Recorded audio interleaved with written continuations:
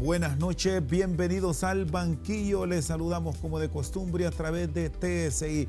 Hoy revisamos la situación que atraviesa la Empresa Nacional de Energía Eléctrica y los planteamientos que tiene el sector privado frente a las peticiones que ahora mismo tienen los organismos internacionales de crédito. Está de visita en el país la misión del Fondo Monetario Internacional. Y uno de los temas que se revisa es la situación de la ANE. Ingeniera Elcia Paz, ¿cómo está? Buenas noches, bienvenida. Buenas noches, gracias. ¿Qué tal? Un placer estar nuevamente en este programa de gran audiencia nacional, así que muy contenta de regresar y poder hablar de un tema muy importante para el sector y para todos los ciudadanos en Honduras. Así que aquí estamos a la orden para evacuar todos los avances que hemos tenido en este sector. ¿Está viviendo en este instante el peor momento la Empresa Nacional de Energía Eléctrica? ¿Lo ve así el sector privado, ingeniera Paz?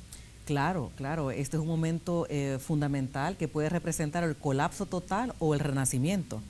Va a depender mucho cómo el gobierno, la voluntad política y todos los actores, incluyendo el sector privado, ajustamos, nos acoplamos y apoyamos este plan de rescate, que no solamente es del ENE, es del sector eléctrico, y que todo lo que determinó la ley del 2014 se cumpla, porque la ley para lograr la apertura del mercado fue aprobada en junio de 2014, han pasado 5 años y estamos viendo los primeros pininos, por decirlo así, sobre la implementación puesta en marcha y la operatividad de esta ley. ¿Cuál ha sido el obstáculo? ¿Qué les ha privado como sector inversionista estar a tono de ese plan que ya se proyectó desde el 2014, pero parece que no ha funcionado? Porque si vemos los números del estatal, cada día no solo los economistas en Honduras, los organismos internacionales de crédito tienen el dedo sobre la institución porque su operación sigue en rojo. Bueno, tengo que darlo a conocer y me quito el sombrero de presidenta de una asociación, me quito el sombrero de una empresaria del sector y me pongo el de una hondureña que ha estado vigilante de este sector, y si lo miro desde ese lado es una falta de entendimiento de los beneficios de la apertura del mercado. Recordemos que el ENE es una institución que fue politizada. Y lo vine a decir hace un año, desde los años 90, no se tenía un gerente técnico, entonces la politización, las decisiones populistas y no diluir ese poder dominante.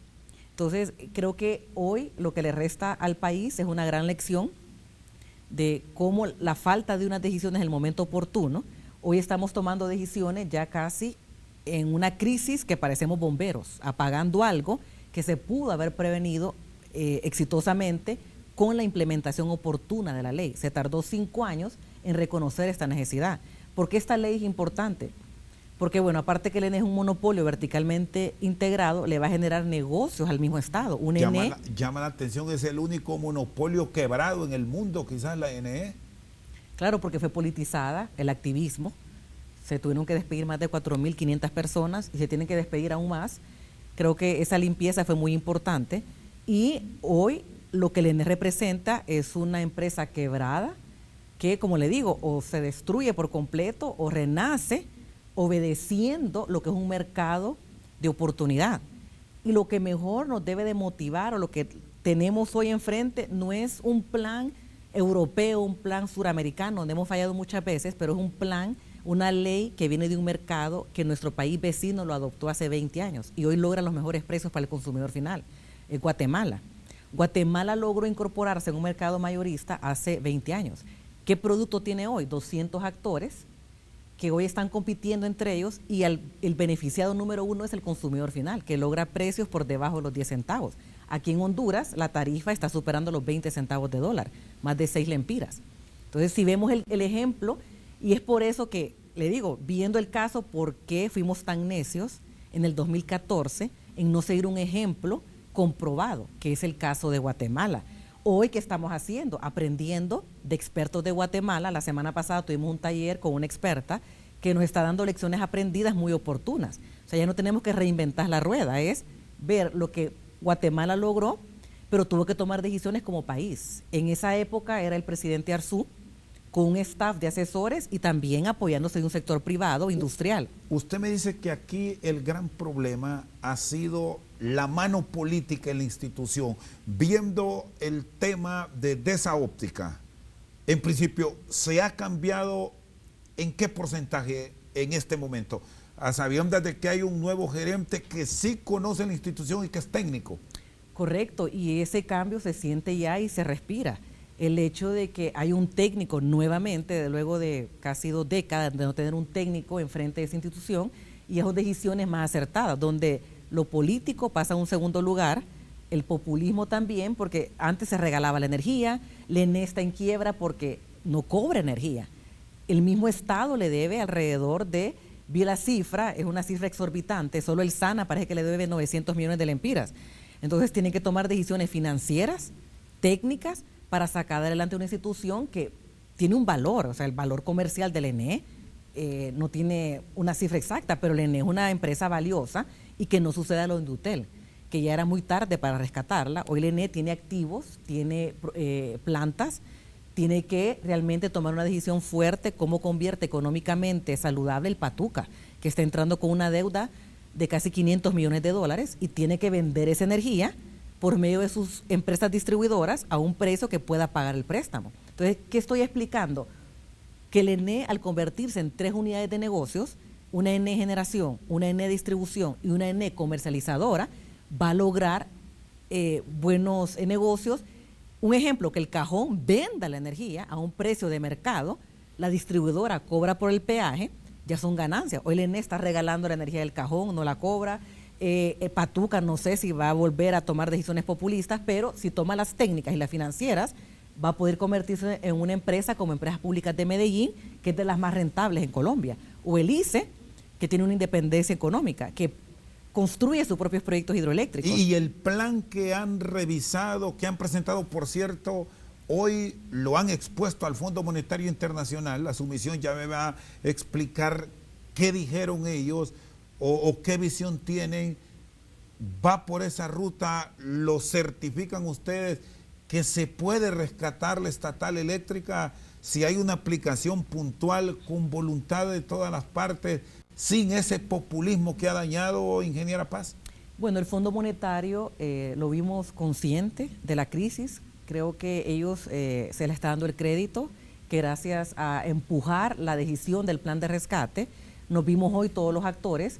Nosotros como Asociación Hondureña de Energía Renovable llevamos un mensaje claro, que es: queremos que paguen esas facturas pendientes de más de 7 meses, porque esa es parte de uno de los pilares muy importantes del plan de rescate, es la credibilidad. Si no rescatamos la confianza de todos los actores, inversionistas, Banco Internacional y Nacional, que le apostó a financiar estos proyectos, ese pago es muy importante porque desencadena hoy algo que lo explicamos muy bien, que es la confianza para que surjan nuevas inversiones. Hay inversiones en pausa completamente. Solo nuestro sector tiene 700 megas de energía limpia que no se pueden financiar porque la ENE no nos está pagando hoy. Así que el mensaje nuestro es: rescatemos la credibilidad. Creo que el fondo se está llevando un mensaje claro de todos los actores. La reunión se llevó a cabo en el COEP y esperemos de que logren, uno, el tiempo que se ha invertido. Se aprobó el plan en junio, han pasado ya casi 4 meses y no vemos la ruta para lograr la implementación del plan. Así que creo que el fondo tomó nota y hoy esperemos que antes que cierre el año, se pague esta deuda y sobre todo que logremos con esto la credibilidad que tanto necesita el sector. El plan que le consultaba, ingeniera, ¿lo ven de una ejecución efectiva? Porque muchas veces aquí en el país hemos tenido esa dificultad y siempre crítica que en el papel o en la exposición pinta bien, pero cuando ya vamos a la acción de ejecutar y desarrollar eso que está escrito, ahí está la traba. Es correcto. Y aquí, para nosotros como sector que hemos venido monitoreando este plan inició no porque el Fondo Monetario pidió que en junio se aprobara, inició luego que se detectó que la crisis era inminente en el año 2018. Fuimos partícipes de los primeros borradores de este plan y luego fue revisado a nivel de gobierno. Lo importante es que el plan conlleva a decisiones fuertemente políticas. Hablemos de uno de los pilares más importantes, que es la recuperación de las pérdidas técnicas y no técnicas. Con las técnicas es inversiones reales en transmisión, subestaciones, y que realmente la energía se pueda transmitir a más bajo costo y también reduciendo estas pérdidas que están provocando apagones, mala calidad de la energía. Y dos, las no técnicas. Las no técnicas, hablemos del robo, el hurto, tanto de gobierno, industriales, y eso representa casi 300 millones de dólares al año. Si unimos todas estas pérdidas, la ENE ha perdido más de 1.200 millones de dólares. O sea, un lujazo por situaciones, tanto falta de inversión y falta de crear un plan agresivo, cómo recuperamos esa mora. El robo existe, esto lo reportamos en una reunión con el Fondo Monetario también a nivel local, y hay que tomar decisiones fuertes. Los cortes tienen que ser masivos. Si no hay una cultura de pago y una cultura de recuperación de estas deudas, no está en nada el ENE. Imagínense, solo al SANA le tienen que cobrar 900 millones de lempiras. Y me imagino que facturas pendientes de años, y no sé si hay intereses moratorios. Hay un elemento que me lo toca, y es que esperan que esto sea efectivo en el presente año. En el 2020 entramos a actividad política y puede ser un factor detonante por aquello de que yo busco los votos y vienen esos favores, o no digamos favores, esas medidas de compensación, como las llaman los políticos, hacia el abonado, que si se meten en ese programa o en ese proyecto puede terminar de hundir a la Empresa Nacional de Energía Eléctrica. ¿Qué esperan puntualmente bajo ese concepto, ingeniero? Bueno, primero, una ruta clara de la implementación. Este año tuvimos dos buenas noticias, que es, primero, la creación, puesta en marcha del operador del sistema, que se arrancó luego de 5 años en junio de este año. Eso que permite realmente una competencia entre todos los actores. La junta directiva de este operador del sistema lo forman generadores privados y públicos, empresas comercializadoras privadas y públicas, los consumidores calificados que tanto se quejan van a tener ya una voz y un voto ante este operador del sistema. Esto fue creado en junio. No nos pareció mucho que viniera siempre con personal del ENE porque se contaminan las mismas ideas. Pero bueno, hay que darles una oportunidad que logren entrar al mercado mayorista y salgan de ese esquema del ENE. Pero bueno, ya está operativo este ODS, como le llamamos. Y segundo, que ya la CRE, que es la Comisión Reguladora de Energía, está logrando su independencia. Se logró la contratación de un comisionado que por 8 meses estaba en vacante ese puesto, y este comisionado trae mucha experiencia, que es el presidente actual, el ingeniero José Morán, y tomaron la decisión de finalmente contratar las normativas que van a hacer operativo esta Ley General de la Industria. ¿A qué me refiero? No se tenía una normativa, cómo se puede vender energía en excedente, cómo ese consumidor calificado puede lograr condiciones de autoconsumo. Ejemplo, poder tener paneles solares, consumir su propia energía en ciertas horas del día, y si esta energía, vender el excedente. Entonces, hay muchas condiciones que esperemos que se logren en este año, que requerían de voluntad y de personas apropiadas. Y número 2, donde vemos hoy una preocupación. Si bien es cierto, hay un plan muy ambicioso, ¿cómo se va a lograr que sea operativo sin esa contaminación política? En otros países, como ha ocurrido, se nombran consultores internacionales, locales, con suficiente experiencia, que no tengan conflicto de interés, pero tienen que contratar a estos consultores expertos para hacer operativo este plan. Hoy una persona no lo va a implementar, o que nos reúnan una vez cada 6 meses a hablar del tema, porque eso sí lo hemos hecho bastante, reuniones tras reuniones. Entonces sí, el plan se ve un plan que no es teórico, es un plan que tiene condiciones para que se logre implementar, pero se requiere del personal idóneo para que logre su operatividad. Está con nosotros esta noche al banquillo la ingeniera Elsia Paz. Una pausa, en breve continuamos.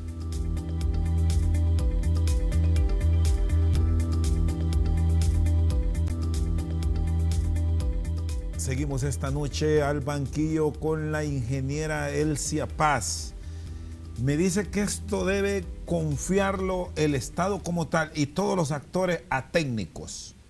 Técnicos, economistas, porque hay temas financieros fuertes, y que esto sea de equipos neutrales, objetivos, que no se pueda tener conflictos de interés. Esto es muy importante porque hemos perdido bastante la credibilidad. Muchas veces hay buenos expertos, pero han trabajado para un grupo o han trabajado para cierto sector, y eso le resta objetividad a los planes concretos, porque van a haber sacrificios.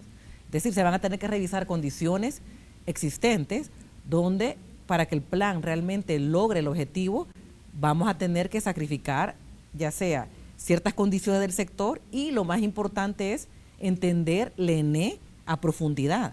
Los estados financieros, que a la fecha de hoy no existen estados financieros auditados.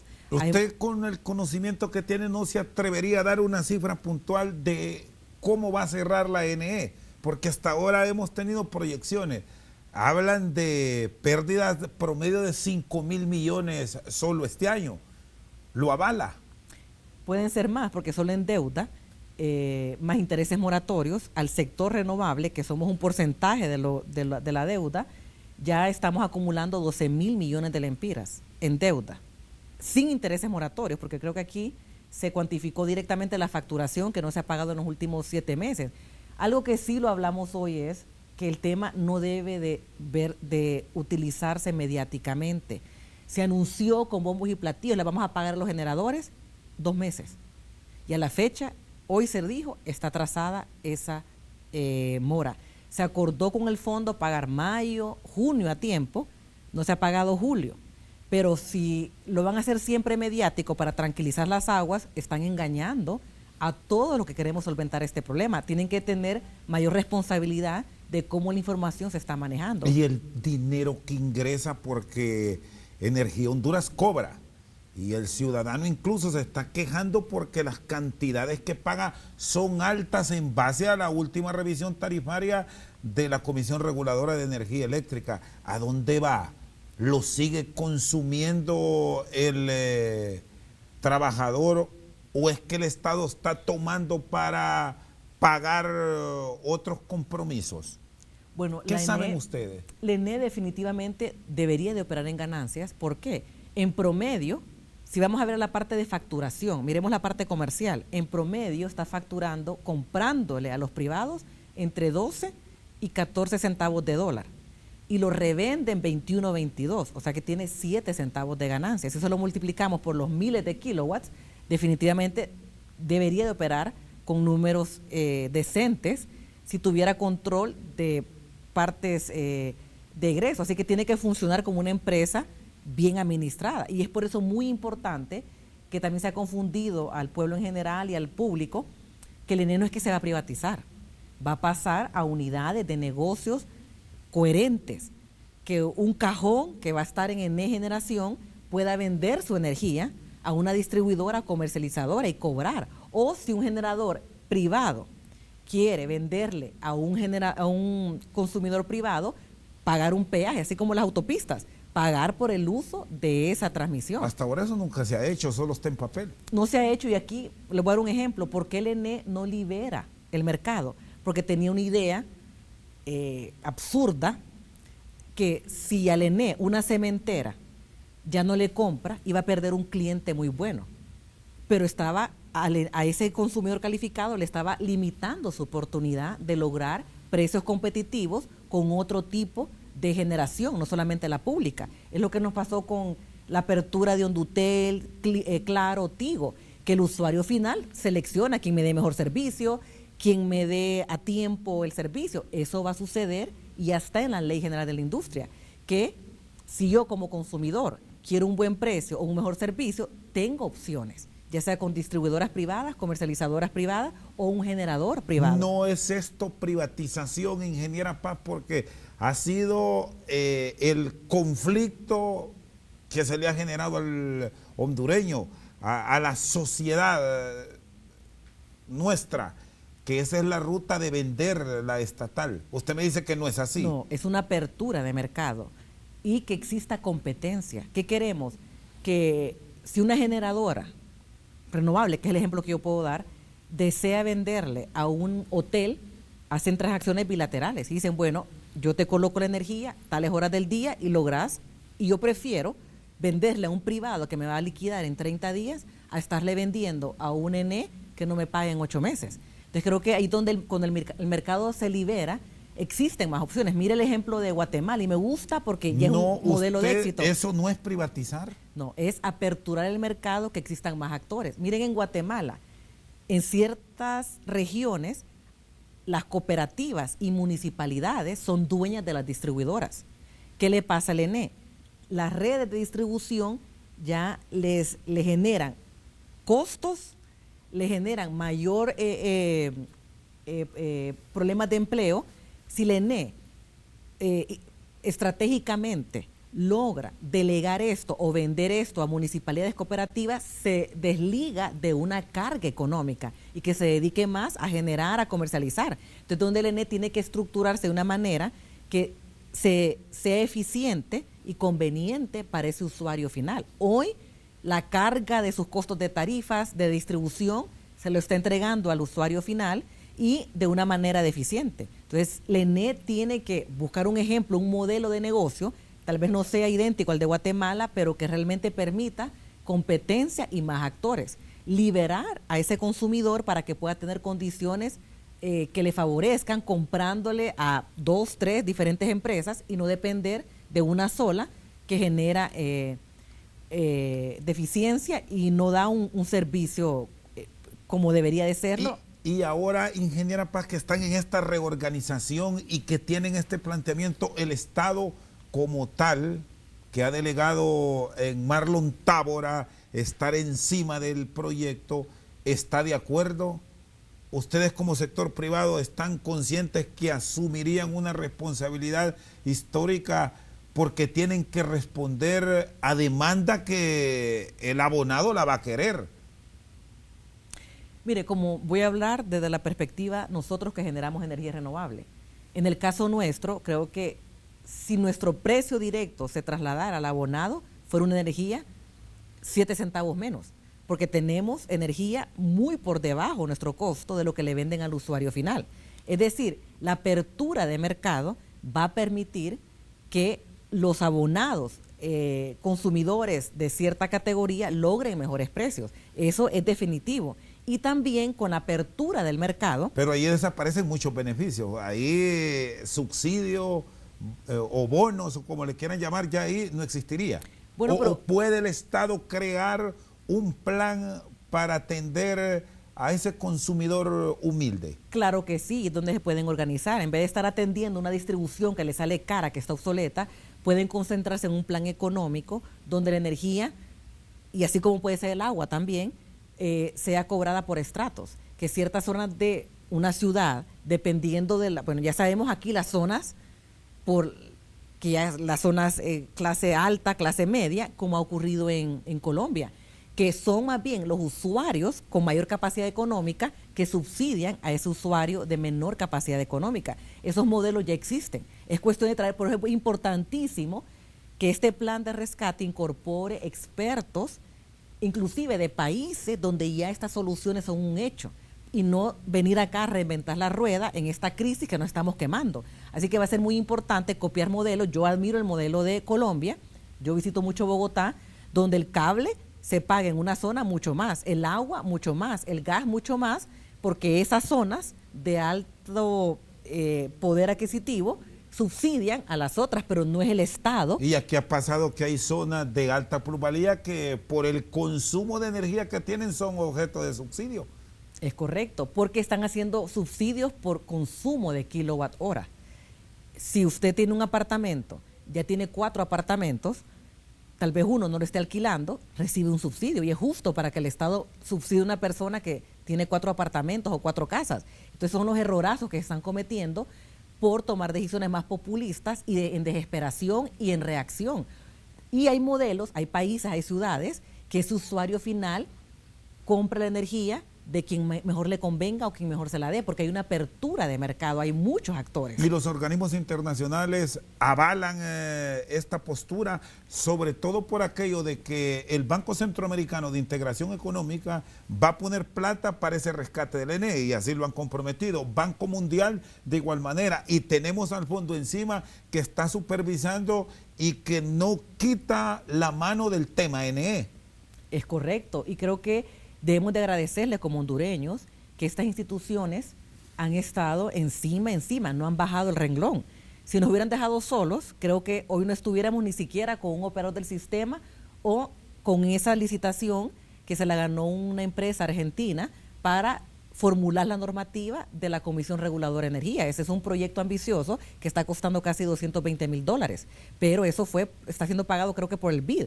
Así que el apoyo de estos organismos definitivamente hoy estamos viendo qué es lo que está manteniendo la situación ante esta crisis y nos está motivando, porque que un banco centroamericano, que lo dijo muy oportunamente el presidente Dante Mossi, que va a apoyar con garantías para que el ENE logre un préstamo concesional de largo plazo, porque esa es otra crisis, los mini préstamos que ha estado obteniendo el ENE para pagar incendios y que hoy lo tienen también en una crisis financiera. Está con nosotros esta noche al banquillo la ingeniera Elsia Paz. Una pausa, en breve continuamos.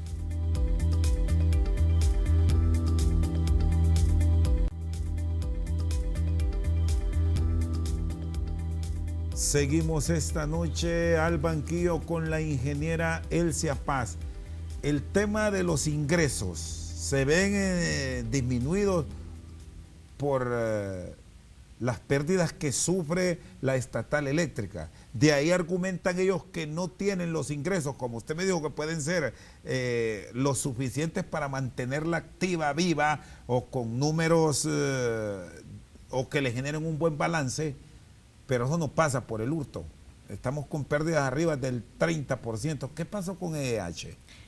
Bueno, hemos escuchado varias historias. Está la mediática, que ha sido una empresa altamente atacada en los medios. Luego está la realidad, lo que están viviendo en el día a día operativo. Creo que EEH llegó con una expectativa de poder controlar las pérdidas, en especial la parte del hurto. ¿Qué le ha ocurrido? Que hay ciertas zonas del país que son intocables. Zonas del país que se conoce que hay fuga de energía y que no se está cobrando apropiadamente, pero no hay voluntad política para que esos cobros se lleven a cabo. Es decir, hay zonas pobres, sí, que no tienen medición, se les debe de colocar medidores, ya sea prepagos, que paguen esa energía y se están fugando 5 megas. O sea, el ENE tiene un serio problema de robo tanto por el crecimiento desordenado que tienen en las ciudades y las zonas marginales, y luego está el robo descarado que es de la parte de ciertas zonas industriales. El problema es, yo aquí sería irresponsable en decir, los industriales roban, lo han dicho mediáticamente, pero entonces que manden el listado y que se compruebe, pero yo sé que EEH ha manejado esa estadística al interno y donde ellos pueden defender. Es decir, faltan decisiones y voluntad para decir, este está errando, hay que proceder. Yo me recuerdo en la época de Mel Zelaya que andaba con unas cámaras, ¿se recuerda? Que a cada persona que robaba energía le ponía una cámara y no volvían a robar energía. Entonces hay que tomar, y eso fue algo bien práctico y parece que hasta bajaron las pérdidas por el tema de hurto. Hay que volver a tomar decisiones fuertes, contundentes, multar y meter preso. Hay un tema de penalización, quien roba energía es un hurto y es penado por la ley. Entonces, ¿dónde son las decisiones que se deben de tomar? Porque si no se están tomando, no va a ser el cambio de una empresa que va a lograr que estas pérdidas se recuperen. Va a ser como el sector gobierno tome las decisiones apropiadas sin el temor de perder votos, porque yo entiendo, ciertas zonas del país le generan votos a un político y a veces no quieren tocarlas porque le puede dañar ese esquema de populismo o de votaciones, o que van a dejar de votar por mi partido si voy a hacer cortes masivos o no pongo medidores. Eso ha sido una de las situaciones que ha venido afrontando el ENE año con año en cuanto a recuperación de este tipo de pérdidas provocadas por el hurto. Pero hay errores de ambas partes, ingeniera Paz, porque el Estado, cuando se le plantean estos elementos que usted me señala de apoyo para reducir el hurto, le tira la pelota a EEH. Y EEH de su lado con sus ejecutivos responsabiliza al Estado, y entramos en un vaivén que no sabemos a dónde culpar o a dónde llegar.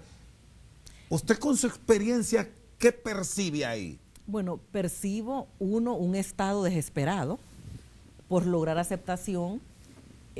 Bueno, hay que hablar de la situación del Estado de Honduras, ¿verdad? Está perdiendo campo en muchas áreas y la desesperación ataca a ciertos sectores. Es el caso de EH, que ha sido utilizado como cortina de humo. Y yo he visto mucho las actuaciones del gobierno que atacan a una empresa que tiene todas las armas para defenderse, porque lo hicieron hace pocos, los atacaron mediáticamente, salieron con un reporte donde se generó una ruta crítica de mejorar ciertos aspectos, se llevó a cabo un gran evento en Washington, firmaron todas las partes, y está diciendo el gerente actual de EH, que lo admiro por el valor que tuvo en declararlo públicamente. Han pasado 90 días y no se ha hecho nada. Entonces, es aquí donde también existe negligencia, y yo creo que es una empresa que no viene de la nada a trabajar en este tema. Tienen una reputación comprobada en Colombia, se ha visto su nivel de técnicos gerentes y ellos están esperando que el Estado responda ante ciertas situaciones que se han sido comprobadas desde que ellos iniciaron labores.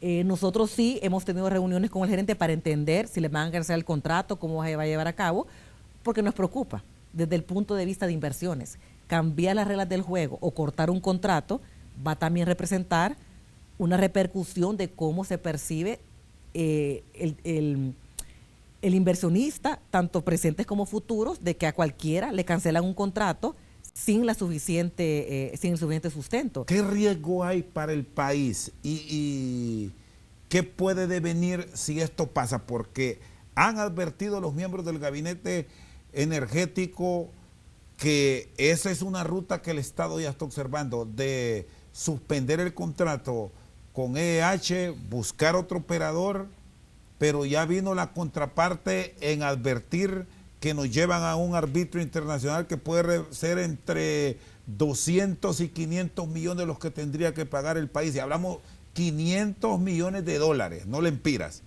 Bueno, yo tengo mi experiencia en contratos con el Estado, he sido parte de varios contratos de energía renovable. Todo contrato tiene cláusulas de incumplimiento y se van agotando. Espero que el Estado de Honduras, con estas amenazas, tenga buenos abogados y esté agotando también las instancias de un contrato que tiene que tener por frente los incumplimientos. A la fecha, si tuvieran incumplimientos, no se sabe de ellos.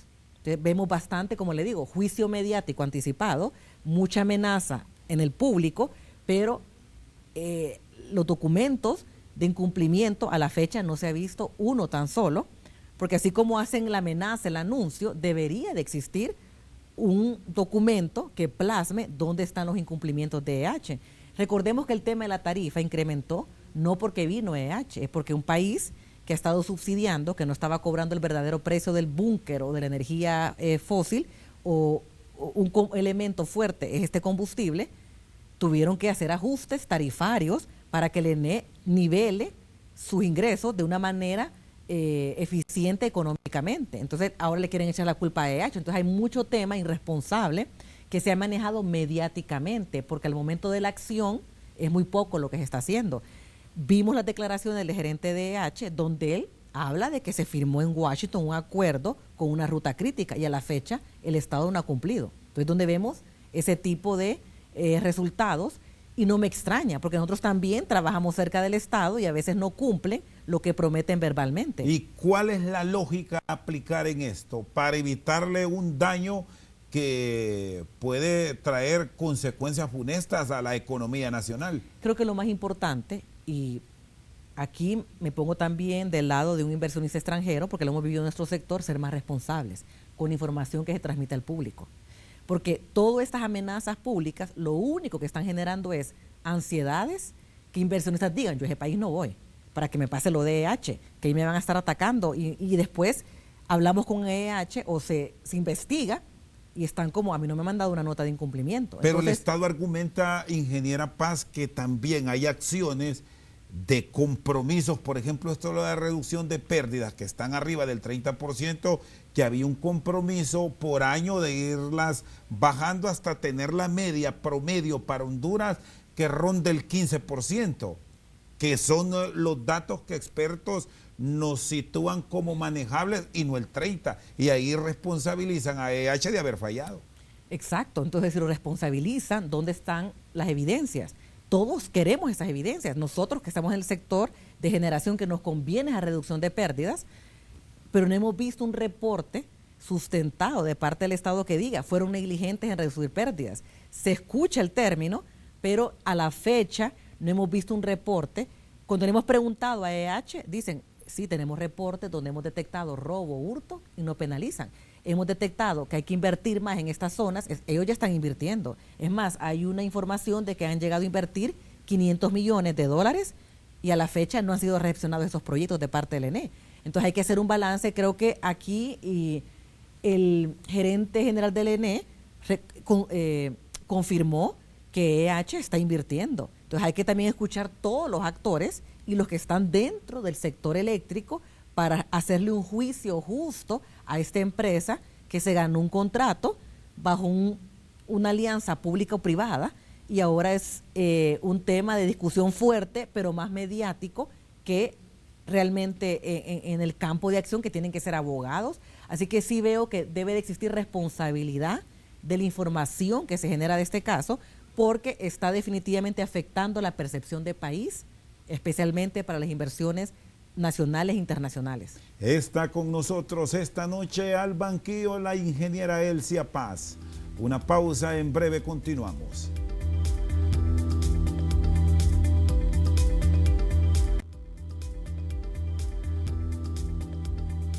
Seguimos esta noche al banquillo con la ingeniera Elcia Paz. Todas estas modificaciones y poner en marcha el plan de rescate depende de más modificaciones a la ley del sector eléctrico a nivel del Congreso, o como están ya, ustedes dicen, arrancamos después de haber revisado lo que plantea el Fondo Monetario. Desde la perspectiva de lo que ha ocurrido con esta ley, primero sería fatal una reforma a una ley que no se ha implementado completamente. Hay que enfocarse en la normativa que permita la operatividad. La ley como tal, sus artículos y sus reglamentos fueron realmente diseñados para un mercado mayorista, un mercado que aperture a los actores. Entonces hay que hacerla funcionar, no reformarla anticipadamente, que funcione y que la normativa permita los beneficios para el mercado, los beneficios para el usuario y que se logre una operatividad, porque es más técnica y financiera. Entonces, la reforma sería hablar de algo fatal, reformar una ley que ni siquiera ha estado operativa completamente, pero enfocarnos en cómo logramos que sea operativa con estas normativas, que esperemos que en diciembre ya se vea el primer resultado de las mismas. ¿Y cómo quedan aquellas decisiones que incluso fueron hasta objeto de discusión a nivel de la Cámara Legislativa, bajo el entendido que más de un centenar de proyectos que ahí estaban terminaron en manos privadas, pero no los echaban a andar, sino que andaban con ese proyecto en un maletín vendiéndolo? Sí, hay que hablar de estas realidades. El sector ha sido contaminado por este tráfico de influencias, no hay que negarlo, y estos proyectos de maletín es bien sencillo cancelarlos. Son proyectos que o no tienen tierras o no han tenido vida real en las zonas de influencia, como en las comunidades, con los alcaldes. Si realmente los criterios de la experiencia de cómo un proyecto logra ser operativo no se aplican a estas alturas, es porque no lo quieren hacer. Vemos más amenazas en los periódicos. Yo sé que tanto el Ministerio de Energía tiene una dirección que es de mercados. Admiro mucho el rol que está llevando a cabo el ingeniero Miguel Figueroa, y lo tengo que mencionar, de una depuración exhaustiva con criterios técnicos y realistas. Y también está el ENE en su departamento de contratos llevando una labor muy ardua. Pero también hay otra depuración que se puede llevar rápidamente, es decir, mandar a llamar a los sospechosos, como les digo yo. ¿Compraste las tierras? ¿Cómo está tu alcaldía? ¿Puedes hacerte un cabildo? Hay mecanismos bien prácticos. ¿Cuántos proyectos están así? ¿Usted conoce de esto? Bueno, sí, a conciencia y realísticamente hay entre 20 y 30 proyectos en esa cuerda floja. Que los deben cancelar.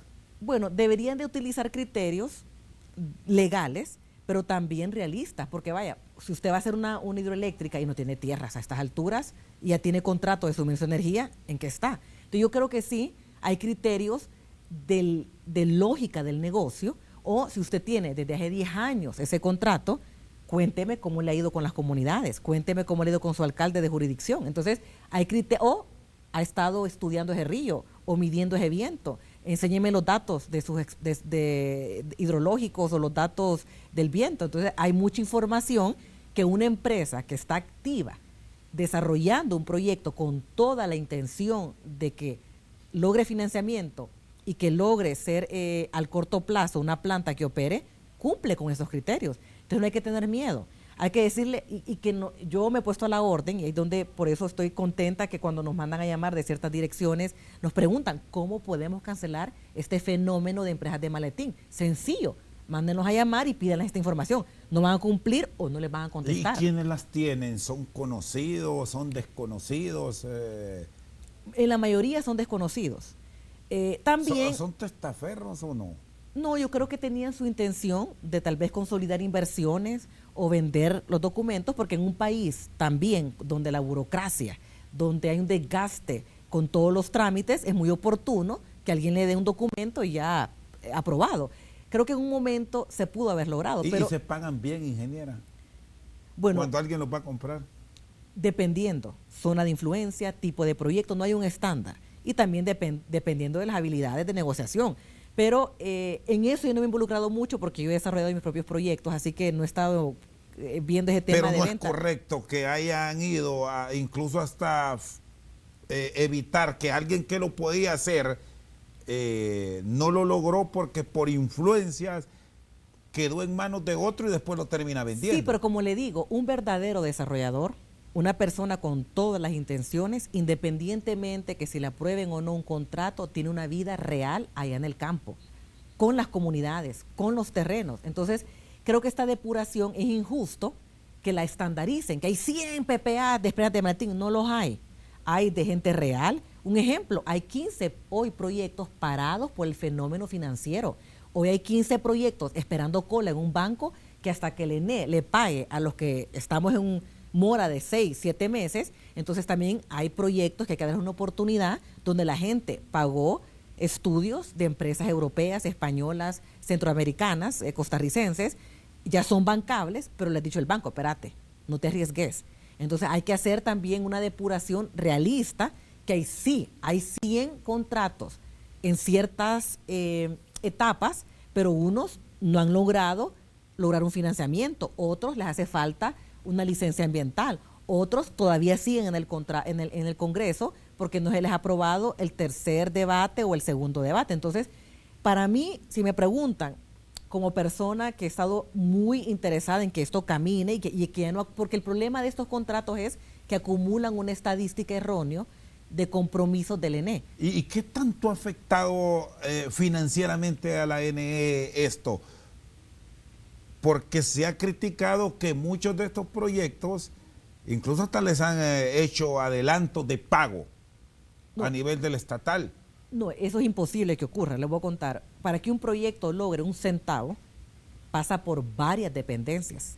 No es que un gerente del ENE o una persona paga un proyecto. Eso es imposible de que alguien que no tenga una operación, porque hay varios controles, lo que se inyectó al mercado, al sistema nacional. Así que eso ya exageraron. Cuando dicen que empresas de maletín reciben pago, eso sí, yo aquí puedo poner mis manos al fuego. Es imposible que alguien arriesgue pagándole cuando hay tantos ojos encima de una factura. Y estas manifestaciones que se han presentado, ¿qué tanto problema les ha generado? Porque también hay oposición por el tema del ambiente. Bueno, sí, volviendo al tema que nos tiene también muy ocupados, sí, esto es algo que el Estado debe de solventar. Sé que, lo conozco muy bien, hay una oposición muy fuerte. Estamos viviendo hoy lo de un proyecto específico, que es el caso del proyecto hidroeléctrico Petacón, una inversión italiana, chilena, en donde hay 50 millones de dólares que se invirtieron y hoy están paralizados por personas que buscan su propio interés. Aquí no son ambientalistas, no son indígenas, son personas que están buscando un interés político con una oposición muy agresiva. Así que esperemos que esto se solvente, porque al final del día, Rosendo, no es que pierda la empresa, no es que pierda el inversionista o los empleados están técnicos. Asegurados. Y va a haber una demanda, o sea, el Estado, y las pierde siempre el Estado de Honduras. Aquí es la postergación de estas comunidades. Esas personas que están defendiendo el proyecto el día de hoy, yo vi ayer unas declaraciones, desean su empleo. Imagínense, este proyecto inició hace un mes porque se logró un desalojo finalmente después de 2 años de las personas que usurparon, robaron, dañaron, quemaron, tienen ya medidas cautelarias, y con felicidad las comunidades recibieron el proyecto, oraron, agradeciendo que ese proyecto lo iba a tener en esta Navidad con sus tamalitos. Ya no se va a lograr porque entraron nuevamente a atacarlo. Como les digo, al final del día todos se retiran, pero queda esa comunidad postergada porque su única fuente de empleo es ese proyecto que está generando 300 empleos, beneficiando a más de 500 familias, y hoy se ve dañado, se ve detenido completamente por un egoísmo muy particular. Así que hago un llamado también a ciertas ONGs. No provoquemos, no avalemos la violencia, independientemente de la ideología que seamos, sea de la que no deseamos desarrollo. Pensemos en estas personas, comunidades, ese hermano, primo, sobrino que hoy no está recibiendo una oportunidad de salir de esa pobreza. Esto lo vivimos en este proyecto y donde nos mantienen a nosotros realmente preocupados y haciendo un llamado a las autoridades.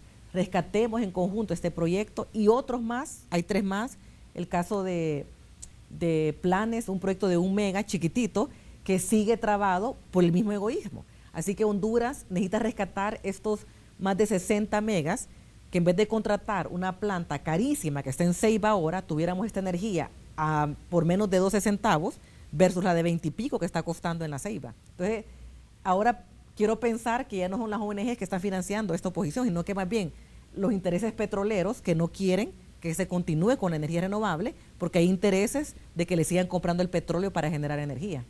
Ingeniera, le agradezco. Okay. Feliz noche. Gracias. Con nosotros esta noche al banquillo la presidenta de la Asociación Hondureña de Energía Renovable, Elsa Paz. Por su sintonía, muchas gracias.